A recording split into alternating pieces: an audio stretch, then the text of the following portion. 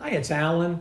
I wanted to talk to you, give you some information that I've been sharing with my clients over the past few days. This all began Sunday morning when I talked to a dear client who had some concerns about how the COVID-19 virus would affect the real estate market moving forward.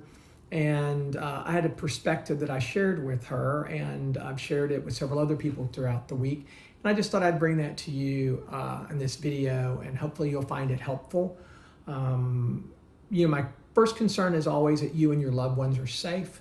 So I have a couple of websites that I've been looking to for up-to-date information, real up-to-date information. And one is the cdc.gov website, and then the local dallascounty.org website. If you've got another one that you like that is accurate information, you can share that with me. I would appreciate that. And we may compile a list of several of these and share those on here. So my call on Sunday was interesting because I said I've worked with this client, and they had a valid concern about what's going on. And the perspective that I had, the first thing that popped into my head is I have been down this road with this sudden situation that seemingly changed the market, and that was September the 11th, 2001. And as I shared that story with her, it gave me some parallels to what's going on with today. I mean, both markets at the time, September 2001, the market was super good. I was on track to have a record year. We'd come off the Y2K scare, and the housing market took off like crazy in 2001. And similarly here, we have super low interest rates, almost historic low interest rates again. So buyers are out buying. Sellers are putting their house on the market to take advantage of the buyers. January and February were record months compared to 2019. And then all of a sudden, in the blink of an eye, both the market in 2001 and then the most recent market here in 2020 just seemed to be in a tailspin, trying to figure out what's going on.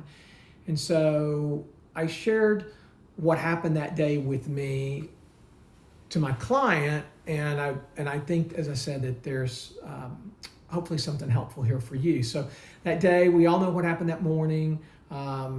Those of us who are old enough to remember that, and it was a crazy, horrible, tragic morning. I made it back home. I'd been at the gym, made it home quickly. And we're trying to figure out, what the next moves were going to be. And I realized that I had had a great weekend. I had appointments scheduled for that day with buyers, and I needed to get into the office. And if they all canceled, I needed to get my calendar off the desk, because we didn't have calendars on our phone then. And my desktop computer, maybe I needed to bring it home if I had to work from home. So there's a real need to get to the office. I called all 3 appointments. The first appointment was, no, we're not doing anything, and I never heard or saw from them again. The second was a couple who came in, and then I had a single lady that I was working with that came in for her appointment. The couple came in. They were very excited about their build job, getting it started, and about 5 or 6 weeks later, they called me and they said, "Hey, Alan, there's still a lot of uncertainty going on here. We found us a home that's on the ground, and we don't want to continue waiting for a build job. We don't know what's going to happen, so this is what we're going to do." And I get it. They had a valid concern. I hated that, but I also understood what their concern was. Then the single lady came in, and we talked about our emotions of the day and what a tragic day it was. But she had some very, heartfelt words that she shared, about life needed to continue, and we're not guaranteed tomorrow, but she wanted to move forward, and she didn't want to continue to rent any longer. She was tired of renting. She said, "I don't know what's going to happen tomorrow, but one thing I know is I'm going to move forward and build a home if that's what's meant to be." So I just thought, her perspective was very different. And then I realized that I'm dealing with the same thing right now with buyers that are wanting to buy, sellers that are wanting to sell, or people that are wanting to say, "I don't know what's going on. Can we just wait for a couple of weeks or a month?" And, that's fine. There is no right or wrong answer here. What are you comfortable? So that's what I'm asking my clients. What do you want to do? What are you comfortable doing? And that's what we're going to do. It's not about me. It's about you. What do you need? So I know the story, how the story of 2001 ends. We don't know how the story of today is going to end yet, but 2001, September was a horrible month. Those were the last two people I saw all of September, and then all of October. And then somewhere in November, the market, people began to get out again, and we saw people buying houses again, and December was good.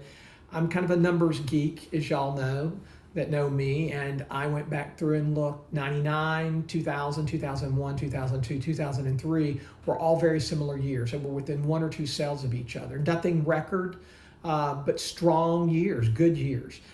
So while 2001 set off to be a phenomenal year, and we thought it was going to end terribly, it didn't. So we don't know how 2020 is going to end. 2020 started off great. It may end up great, but the deal is we're going to get through this together. I just want to let you know again, that my number one priority is going to be a resource. As always, I try to be a resource for my clients, whether they're buying or selling. So my new website, allensluxuryhomes.com, has my new blog on there. There's going to be some stats for January and February that are on there. So March stats will be out in April, and I'll provide those. And then as things change or I get additional information, I will be sure and share those not only on my blog, but here on Facebook. My past clients and current clients, y'all get my monthly newsletter, so there'll be information on that. But if you've got something a question that you have, ask me. I may have an answer for you, or we can find an answer. But we're all in this together. Most importantly, let's all stay safe. And I'll see you soon. Take care.